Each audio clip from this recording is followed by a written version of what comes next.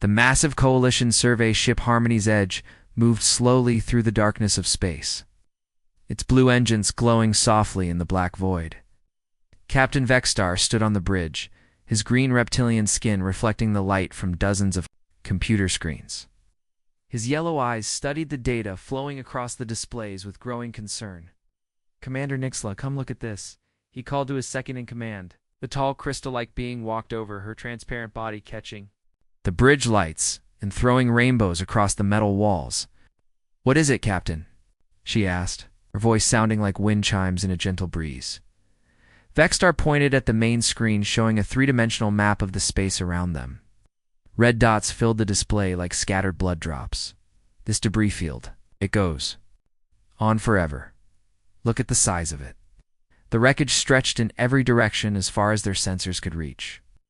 Twisted pieces of metal floated silently through space, some as small as a person, others as large as buildings. The metal was dark and strange, not like anything the Coalition had ever seen before. "How old do you think it is?" asked Ensign Torgan from his station. The young officer had purple fur and 4 arms that moved quickly over his controls. His people, the Corians, were known for their excellent sensor work. "The computer says at least 3,000 years, Nixla replied, reading from her tablet. "Maybe older. Ever happened here? It was a big fight." Captain Vexstar walked closer. To the main screen, he had seen many battlefields in his 40 years of service, but nothing like this. The debris was everywhere, telling a story of violence and destruction that made his scales shiver. "Sir," called Science Officer Dalvin from across the bridge. The 6-armed alien was bent over a scanner, all of his hands working at once. "These metal pieces don't match anything in our database. The way they're made, it's different from any known species." "Different how?" Vexter asked. Dalvin S. Orange. Skin darkened as he concentrated. "The metal is simple, but strong. No fancy decorations or artistic touches. Whoever built these ships, they built them to fight, not to look pretty." Medical Officer Krinthala spoke up from her station. Her tentacle-like arms moved gracefully. As she worked, "Captain, I'm picking up some strange energy readings from the larger pieces. Very faint, but they're there." "What kind of energy?" Nixla asked. "I'm not sure. It's unlike anything we've cataloged before. Almost like something is still running inside those hulks." Vexstar felt a chill run down his spine. "Nothing. Could survive in space for thousands of years. The cold and radiation would kill any living thing long before now." "Take us closer to the biggest piece," he ordered. "Full sensors. I want to know everything about it." The Harmony's Edge turned slowly toward a massive chunk of wreckage that dwarfed their own ship. As they got closer, they could see it had once been a warship of incredible size. The hull was covered in scars from weapons fire. Great tears in the metal showed where something had tried to rip the ship apart. Captain Torgan said, his voice shaking slightly, "I'm getting life signs." Everyone on the bridge turned to look at him. Vexstar's throat sacs inflated with surprise. "That's impossible. Check your readings." "I've checked them 3 times, sir. There's definitely something alive in there. Weak, but alive." The bridge fell silent except for the soft hum of the ship's systems. Vexstar stared at the ancient wreck on the screen. How could anything survive for so long in the dead cold of space, sir? Communications Officer Yilseth said softly. "I'm picking up a very faint transmission from the wreck. It's repeating the same signal over and over." "What kind of signal?" "Basic math problems that any intelligent species would understand. Like they're trying to say hello." Vexstar looked at his crew. All his years of exploration, he had never found anything like this. An ancient battlefield with living survivors. "Sending out signals after thousands of years. Commander Nixla, prepare a boarding party," he said finally. "Full protective gear. We're going to find out who's in there." As the crew prepared for their mission, none of them knew they were about to make first contact with a species the galaxy thought was extinct. None of them knew that the ancient wreck held the last survivor of a race that had fought and died to save worlds they had never seen, and none of them knew that their discovery would change everything the galaxy thought it knew about war, sacrifice, and what it meant to protect others. The fleet had passed the wreckage countless times in their surveys, but this time When they looked closer, they found that the dead ship was not dead at all. Something moved inside the ancient hull, waiting. After centuries of sleep to tell its story to anyone brave enough to listen, the ancient warship suddenly blazed with light as power flowed through systems that had been dark for thousands of years. Captain Vexstar and his crew watched in amazement as the massive hull came alive, section by section, like a sleeping giant. "Waking up, Captain. The energy readings are off the charts," Dalvin reported, his 6 arms moving quickly over his controls. "Whatever's powering that ship, it's incredibly advanced." Bright lights ran along the hull of the old warship, showing battle damage that told stories of terrible fights.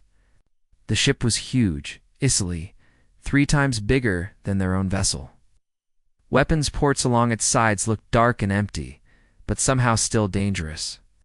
"Sir, I'm getting a clear transmission now," Yulseth announced from her communications station. It's trying to talk to us." The main screen flickered and filled with static. Slowly, an image formed. The crew of the Harmony's Edge stared in silence at something they had never seen before. The creature on the screen had pale skin and dark hair that fell around its face. 2 eyes looked out at them with intelligence and something that might have been hope. It was smaller than most Coalition species, but there was something strong about the way it held itself. "This is Commander Jamin of the Earth Defense Force vessel, Indomitable," the being said. The universal translator worked quickly to change the strange language into words they could understand. "Please identify yourselves." Captain Vexstar stepped forward, his throat sacs filled with air as he tried to process what he was seeing. "I am Captain Vexstar of the Coalition ship Harmony's Edge. We represent the Galactic Coalition of Peaceful Species. We have never encountered your people before." The human's face changed. The hope in its eyes faded and was replaced by something much sadder. "How long?" Jamin asked quietly. "How long have I been asleep?" Science Officer Dalvin checked his readings. Based on the radiation decay in this debris field and the metal aging, approximately 3,000 years. Jamin closed his eyes and took a deep breath. When he opened them again, tears were running down his face. "Then it's over. Is gone. The colonies are gone. All of them." "I'm sorry for your loss," Vexstar said gently. "But you're not alone now. The galaxy has many different species living together in peace." "Peace." Jamin's laugh was bitter and painful to hear. "For 3,000 years, then they haven't found you yet." Commander Nixla stepped closer to the screen. "Who hasn't found?" "Us. The Devourers," Jamin said. And the way he said the word made everyone on the bridge feel cold. Medical Officer Krinthala moved her tentacles nervously. "Commander Jamin, our medical sensors show you need immediate care. Will you allow us to bring you aboard our ship?" Jamin looked around what they could see of his bridge. Broken equipment and damaged walls showed how hard his ship had been hit. "My cryopod kept me alive, but barely. Yes, I'll come aboard. But first, you need to understand what you're dealing with." "We're listening," Vexstar said. "This debris field isn't from an ancient battle," Jamin explained. "It's from the last stand of the human defense fleet. We fought them here at the edge of our space, trying to buy time for the evacuation ships to get away." "Fought who?" asked Ensign Torgan. "The Devourers, they're not like you or me. They don't think like individual beings. They're a hive mind that eats entire worlds. It's not just the people or the animals, but everything. They strip planets down to bare rock and move on to the next system." The bridge crew exchanged worried looks. The Coalition had never encountered anything like what Jamin was describing. "But that was 3,000 years ago," Nixla said. "Surely they've moved on to other parts of the galaxy by now." Jamin shook his head slowly. "They're methodical. They clear every star system completely before moving to the next region. My ship's long-range sensors detected their scout fleets. Entering this spiral arm just before we went into emergency cryosleep." "You mean?" Astor's voice trailed off. "I mean, they're coming for your worlds next. You have no idea what's heading your way." The communications system suddenly erupted with alarms. Yulsetha's fingers flew over her controls as she tried to make sense of the incoming signals. "Captain," she called out, her voice shaking. "We're receiving a distress call from mining station Kepler 7. They're under attack." The main screen split, showing both Jamin's face and a view of the distant mining station. Dark shapes moved around the station like hungry animals. The station's lights flickered and went out one by one. Unknown vessels attacking, came a panicked voice over the radio. They're not responding to our communications. They're just ... Oh God, they're eating the station. They're actually eating it. The transmission cut to static. Jamin's face was grim as he looked at the Coalition crew. Starting again. After 3,000 years, they've finally reached... You're part of the galaxy. Captain Vexstar felt his world changing around him. Everything the Coalition believed about peace and diplomacy was about to be tested by an enemy that didn't want to talk. The ancient human was no longer just a curiosity. From the past, it was their only hope for survival. Commander Jamin stood in the medical bay of the Harmony's Edge as Dr. Krynthela finished checking his health. The human looked thin and pale after 3,000 years in cryosleep, but his eyes were sharp and alert. He had been asking questions about the Coalition for hours, trying to understand how much the galaxy had changed.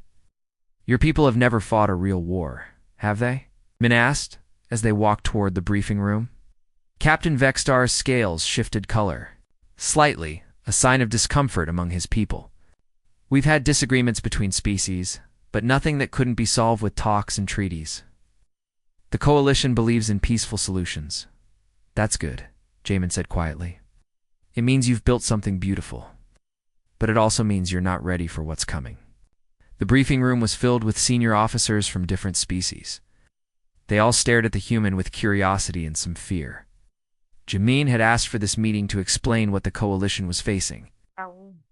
The Devourers aren't just another hostile species, Jamin began, calling up holographic images from his ship's memory banks. The display showed creatures that looked like a nightmare mix of insect and machine. They're a hive mind. One consciousness controlling billions of bodies. Science Officer Dalvin studied the images with his 6 arms crossed. These consumption rates in your data, it could strip an entire planet in weeks. Earth lasted 50 years, Jamin said. Our outer colonies bought us time by fighting to the last person. We evacuated as many people as we could to ships like mine. But in the end, we could only slow them down, not stop them. Commander Nixla's crystal body flickered with nervous light. But surely after 3,000 years, they would have moved on to other galaxies. Jamin shook his head. They're patient, methodical. They clear every star system completely before moving to the next spiral arm. They don't just want your resources. They want to make sure nothing can ever grow back. Do they want? Asked Chief Engineer Bolter, a stocky being covered in thick fur. Everything, Jamin said simply. They consume organic matter first, then minerals, then they even break down the atmosphere. When they're done with a world, it's just a dead rock floating in space. The room fell silent. These beings had spent their entire lives believing that any problem could be solved through communication and understanding. The idea of an enemy that couldn't be reasoned with was terrifying. We have advanced technology, said Weapons Officer Temra. Our energy shields and plasma weapons are far beyond what your people had 3,000 years ago.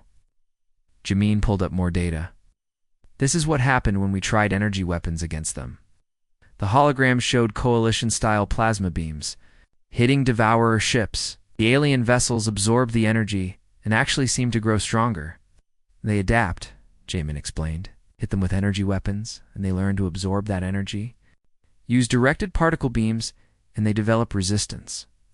The only things that worked were simple kinetic weapons, old-fashioned projectiles moving very fast. You're talking about primitive warfare, protested Admiral Kethros, who had joined the meeting by video link from the Coalition capital. Surely there must be a way to communicate with them to find out what they really want. They want you dead, Jamin said flatly. All of you, every thinking being in the galaxy. They see intelligence as a threat to their expansion. Alarms began blaring throughout the ship. Communications Officer Yilseth's voice came over the intercom. Captain to the bridge immediately. We're receiving multiple distress calls. The group rushed to the bridge where chaos filled the main screen. 3 different star systems were reporting attacks. The images showed the same thing. dark, organic-looking ships swarming over planets and space stations. Titan colony is gone, Yilseth reported, her voice shaking. Complete communication blackout in under 6 hours. New Geneva mining platform just went silent, added Ensign Torgan. Last transmission showed unknown vessels literally eating the station's whole. Jamin watched the displays with grim recognition. It's exactly like the assault on the Centauri system. Out. They send scouts to find populated worlds, then the main swarm follows within days. How many ships are we talking about? Captain Vexter asked. When they hit Earth, we counted over 10,000 vessels in the first wave alone, and that was just the beginning. The Coalition officers looked at each other in growing panic. Their entire fleet numbered less than 800 ships, and most of those were exploration vessels with light weapons. Right. We need to evacuate the outer colonies, suggested Commander Nixla. No, Jamin said firmly. That's exactly what they want. Evacuation concentrates your population, making it easier for them to harvest everyone at once. Then what do you suggest? Admiral Cathros demanded from the screen. Jamin was quiet for a moment, looking at the faces around him. These beings had lived in peace for generations. They had no idea how to fight for their lives. You learn to fight, he said finally. You learn to fight like your species depends on it, because it does. You hope that 3,000 years have taught me enough to help you survive what's coming? Another alarm sounded. On the screen they watched as a fourth colony went dark. The war for the galaxy's survival had begun, and the Coalition had no idea how to fight it. The Coalition Council, building on Proxima Station, buzzed with fear and angry voices. Representatives from dozens of different species filled the Great Hall, their forms ranging from the tall, graceful ethereals to the rock-like granite folk. They had been arguing for 3 days about what to do with the humans' warnings, Counselor. Welmara of the Ethereal Collective stood at her speaking platform, her flowing robes moving like water. We should evacuate all Outer Rim colonies immediately. Move everyone to the core worlds where our defenses are strongest. And then what? Shouted General Voxstar from across the hall. His people, the military caste, were one of the few species that still maintained armies. Hide behind our shields and hope they go away? Many council members still refused to believe. The threat was real. They pointed out that only a few colonies had been attacked. Perhaps these devourers could be reasoned with given time. That changed when the reports started coming in. 7 more worlds had gone silent overnight. The last transmissions all told the same terrifying story. Dark ships appearing without warning, consuming everything they touched, leaving nothing but empty space behind. Commander Jamin stood before the council, looking small and tired among the massive alien representatives. His ancient uniform had been cleaned and repaired, but it still looked out of place in the advanced chamber. Honored council members, he began, his voice carrying clearly through the translation system. I understand this is hard to accept. My own people didn't believe the threat until Earth's outer colonies started disappearing. But surely there must be some way to communicate with them, insisted Ambassador Krythan of the Peaceful Path. All intelligent life can be reasoned with. Jamin shook his head sadly. They don't communicate because they don't see you as equals. To them, you're just food that happens to be able to think. You can't negotiate with a disease. The hall erupted. In angry voices, many species had built their entire civilization on the idea that peace was always possible. What exactly are you asking us to do? Demanded Admiral Kethros, his blue skin dark with anger. Learn to fight, Jamin said simply. Retrofit your ships with kinetic weapons. Train your crews in combat tactics, except that some of you will die so that others can live. You're asking us to become monsters, protested Counselor Felmara. No, Jamin replied quietly. I'm asking you to become survivors. Over the following weeks, Coalition shipyards worked day and night. Jamin shared the weapon designs that humanity had developed during their long war. Kinetic bombardment systems that fired metal slugs at incredible speeds. Plasma lance networks that could cut through devourer bioships and gravitic mines that could trap entire swarms. The technology was crude compared to Coalition science, but it was effective. While the aliens had focused on precision and beauty, Humans had built weapons for one purpose: killing things that wanted to kill them, Captain. Vexstar watched as his beloved Harmony's Edge was fitted with human weapons. The graceful exploration. Vessel now bristled with ugly gun turrets and missile pods. "I hate what we're becoming," he told Commander Nixla as they inspected the modifications. "The alternative is extinction," she replied, her crystal form reflecting the harsh light of the weapon systems. J-Min spent his time training coalition crews in tactics that horrified them. He taught them about ramming attacks where ships sacrificed themselves to damage enemy vessels. He explained self-destruct protocols and the concept of acceptable losses. "In battle, some of your ships will be destroyed," he told a group of young officers. "Some of your friends will die. Your job is to make sure their deaths mean something." Many of the officers looked sick. They had joined the coalition to explore and discover, not to kill and die. "I can't do this," said Lieutenant Yargan of the Peaceful Path. "My people don't believe in violence." "Then your people will be extinct in 6 months, Jamin said bluntly. "The Devourers don't care about your beliefs. They'll consume your homeworld, whether you fight back or not." The ancient human warship Indomitable underwent major repairs. Coalition engineers marveled at its design. Simple, brutal, and incredibly tough. They upgraded its fusion core with modern technology while keeping its devastating human weapons. "This ship was built for one thing," Chief Engineer Bolter told his team. "To keep fighting even when everything else was lost." As the Devourer swarm approached the inner systems, strange new tactics spread through the coalition fleet.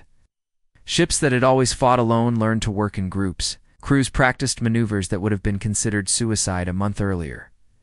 J-Min stood on the bridge of his restored ship, looking out at the coalition fleet gathering around him. Hundreds of vessels that had been built for peace, now prepared for the most brutal war the galaxy had ever seen. "They're scared," Commander Nixla observed, watching the formation of ships outside. "Good," Jamin replied. "Fear keeps you alive. But they're here, and they're ready to fight. That's what matters." Warning alarms echoed through space as long-range sensors detected the approaching enemy. The Devourer swarm was massive, blotting out the stars with their numbers. The galaxy's first and last line of defense waited to meet them. Carrying weapons designed by a dead species and wielded by people who had never wanted to hurt anyone, but sometimes Jamin knew the only way to protect peace was to be willing to destroy those who would take it away. The Devourer swarm came out of hyperspace like a plague of nightmares. Thousands upon thousands of bioships filled the darkness, their hulls pulsing with sickly light. Each vessel looked alive, as if grown rather than built, with tendrils and spines that moved like breathing organs. Commander Jamin stood on the bridge of the Indomitable, watching the enemy fleet through the viewscreen. After 3,000 years, he was face to face with the creatures that had destroyed his world. His hands shook slightly, but his voice was steady. "All coalition ships, this is Commander Jamin. Remember what we practiced. Stay in formation. Trust your training. Today we fight not just for your worlds, but for the right to exist." The coalition fleet spread out in the attack pattern he had taught them. Ships that had been built to explore now moved like predators, their new weapons charging with deadly light. Captain Vexstar commanded the center group from his modified Harmony's Edge, while Admiral Cathros coordinated the flanking forces. "There's so many," whispered Ensign Torgan from his sensor station. His purple fur was standing on end with fear and numbers. "Don't win battles," Jamin replied. "Will does, and we have something they've never faced before." "What's that?" Commander Nixla. "Hope." The first exchange of fire lit up space like a deadly fireworks show. Coalition kinetic weapons sent streams of metal slugs into the Devourer formation, while the aliens responded with bioplasma that ate through ship hulls like acid. Several coalition vessels exploded in the opening moments, but their sacrifice was not wasted. "Pattern 7, all ships," Jamin commanded. "Hit them where they're weak." The coalition fleet broke apart into smaller groups, just as he had taught them.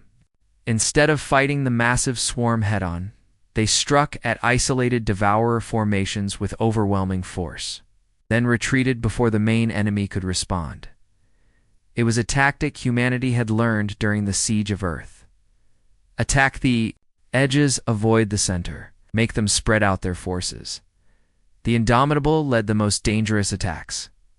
Diving straight into the heart of enemy formations, Jamin's ship was old, but the Coalition upgrades had made it incredibly powerful. Its weapons, designed by humans and enhanced by alien technology, tore through bioships like they were made of paper. For Earth, shouted over the communication network. For every world they destroyed. The battle cry was taken up by Coalition crews across the fleet. Species that had never known war found themselves fighting with desperate courage.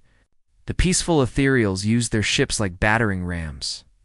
The gentle Quarians turned their mining equipment into weapons.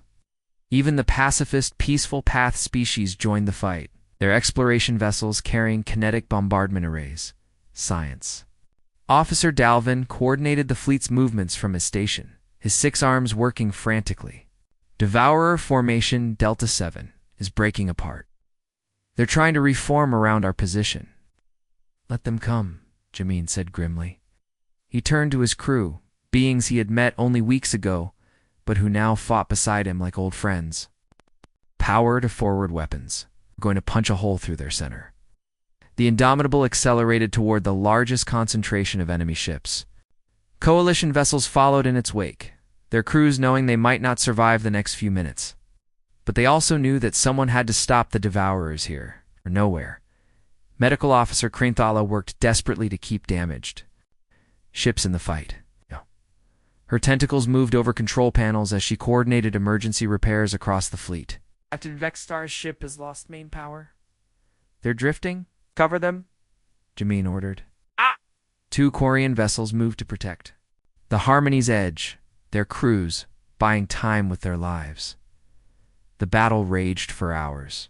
Ships died on both sides, but slowly, impossibly, the Devourer advance began to falter. They had never faced organized resistance before. Every previous species they encountered had either fled or fought alone. The Coalition's coordinated attacks confused their hive mind. They're pulling back, reported Communications Officer Yilseth. The outer formations are retreating. But Jamin knew the war wasn't over. I'll be back with more ships. This was just their advance force. As the surviving Devourer vessels fled into hyperspace, the battered Coalition fleet hung in space among the wreckage. They had won, but the cost had been terrible. Nearly half their ships were destroyed or badly damaged. Jamin's image appeared on screens throughout the fleet as he spoke from his bridge. Burns covered his face, and his uniform was torn, but his eyes still burned with determination. Coalition forces, this is Commander Jamin. Today you proved something that no species has ever proven before. You showed the Devourers that this galaxy will not go quietly into the dark. He paused, looking at the faces of beings from dozens of different worlds. The threat isn't over. They'll return with greater numbers. But today, you carried forward the legacy of every human who died to give you this chance. Today you became the guardians this galaxy needs. As the fleet began the long journey home to refit and prepare for the next battle, Jamin realized something important. He was no longer the last human. He was the first of humanity's return to the stars, not as conquerors, but as teachers of a simple truth. Sometimes the only way to protect what you love is to be willing to fight for it. The galaxy would endure. The fleet had passed the wreckage of humanity's sacrifice, and from that ancient death, new hope had been born.